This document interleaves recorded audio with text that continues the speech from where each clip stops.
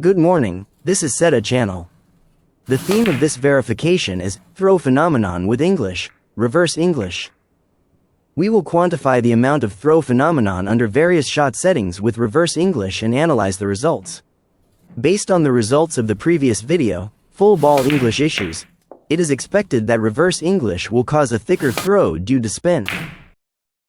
The explanation of shot settings and the verification method is basically the same as the last two videos, so I'll skip the details. For more information, see the link in the description. The high, middle, and low contact points are conservatively set, just like in the previous video. Due to time constraints, the footage was filmed over 3 days for high, middle, and low contact points. Explanation of contact points. High, follow shot, 1 type, common. Middle, stop shot, 3 types.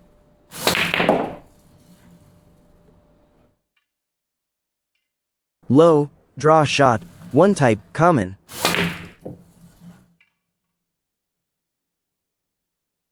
Explanation of side contact points. 0 mm, 6.5 mm, 10 mm.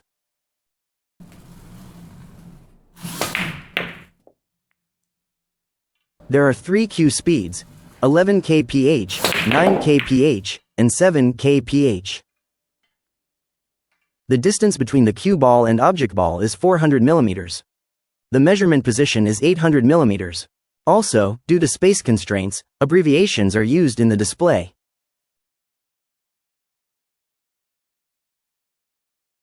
That concludes the explanation of shot settings and the verification method. Now, let's begin the verification.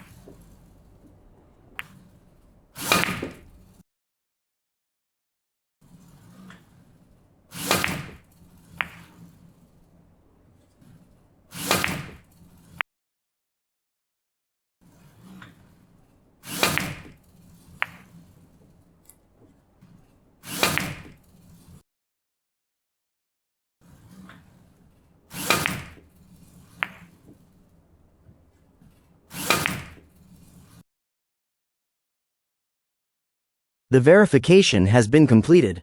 Here's the result table. Pause for analysis. The data has been transformed into graphs. The 3 graphs on the left are for stop shots, the 3 in the middle are for follow shots, and the 2 on the right are for draw shots. The left graph is for 11 kph, the middle one for 9 kph, and the right one for 7 kph. The blue line represents no English, 0 mm. The yellow line represents right English at 6.5 mm, and the red line represents right English at 10 mm. The vertical axis shows the amount of throw, with higher values indicating more throw. Next, since the previous table and graph were 0 based on a throw amount of 0, I will now create a table and graph that are 0 based for no English. I will subtract the throw amount with no English from the throw amount with English.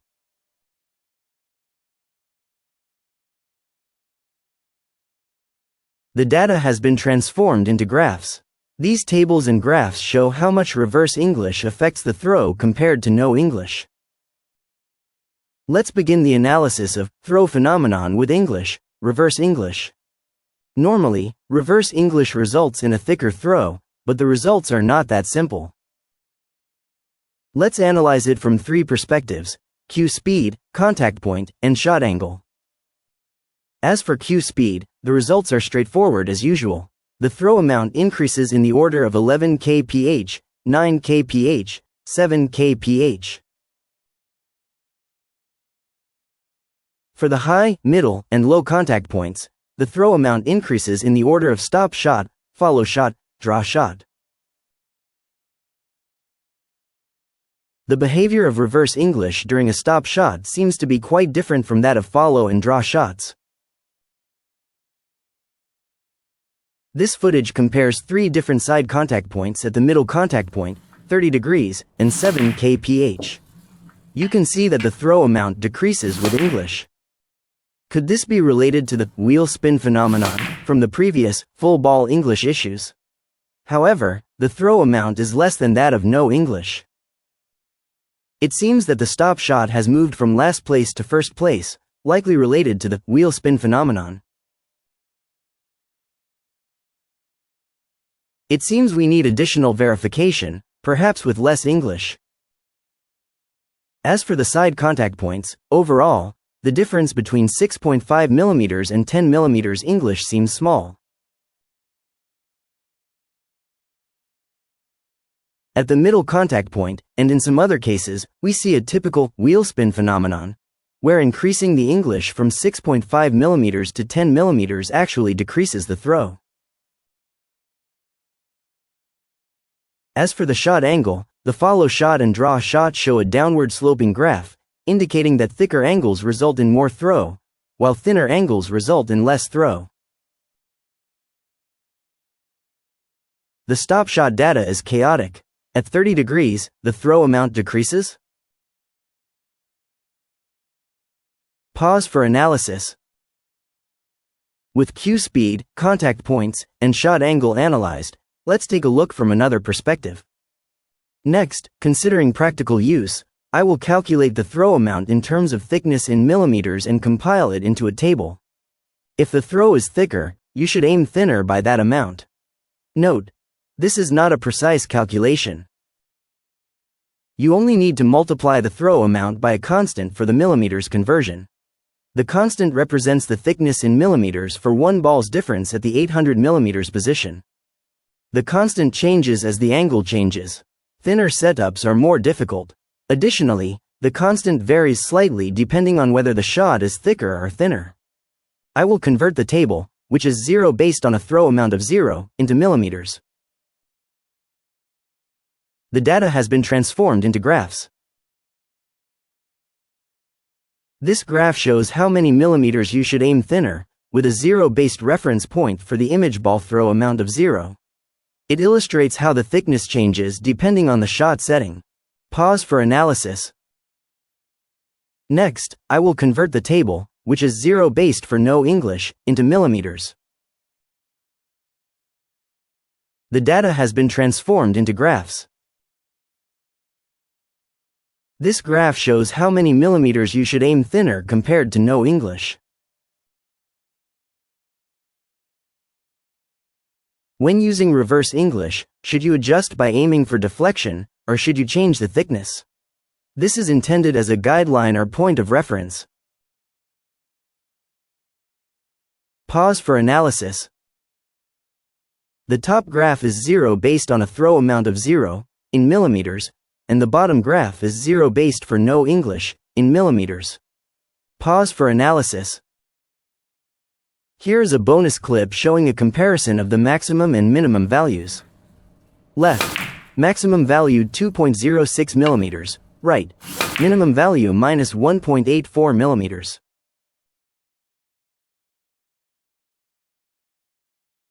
Next, to compare with the throw amount at full ball from the previous full ball English issues, I will forcibly add the full ball data as 0 degrees. The top graph is before adding the 0 degree data, and the bottom graph is after adding the 0 degree data. While the follow and draw shots fit nicely, the stop shot data is even more chaotic. Additionally, this time, the results for the middle contact point with no English showed a significantly smaller throw amount, especially at 30 degrees. On the left is the data from 2 videos ago, the middle is this time, and the right is for the next video. There are various potential reasons for this, and while predictions can be made, nothing has been pinpointed yet. Pause for analysis. This concludes the analysis. From here, I will share my personal thoughts. For those who dislike reverse English, the results may have been unexpected. Since I prefer reverse English over running English, I think this might be the reason why I feel it is more stable, as the graph is not as erratic. However, the complexity of the throw with middle contact points and reverse English is quite remarkable. It feels like there's a lack of data. This is a candidate for further verification. I don't often use middle contact points with reverse English, but now I think I understand why. Next time, we will cover running English. I am looking forward to comparing it with reverse English. Thank you for watching.